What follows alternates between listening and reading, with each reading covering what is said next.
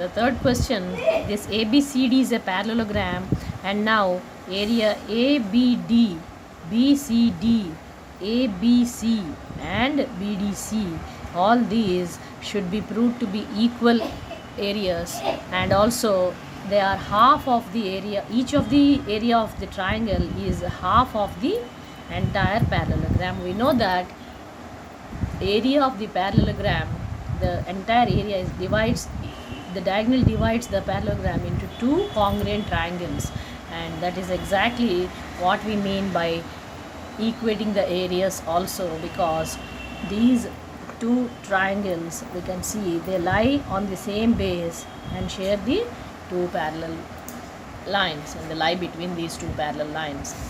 As has already been discussed, see, diagonals divide the parallelogram into two triangles of equal area. Therefore ABC, we have these two diagonals, and this diagonal divides this triangle into ABC.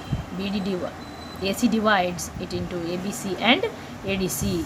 Therefore these two triangles being equal, and their summation will give the parallelogram also, and I can replace, once these are equal, once these two are equal, herein I can replace with this, and the things which are equal to the same thing are equal to one another. Therefore I can replace and get 2ABC equals the whole of the ABCD parallelogram, and area of one of the triangles will be half of, one of the triangles is half of ABCD.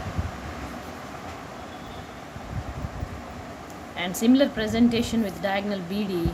Herein I have these two equivalencies, and now I will replace this with this, because both being equal I can do that comfortably applying Euclid axiom number 1. And herein I have, it is twice of ADB, and the next step would be this.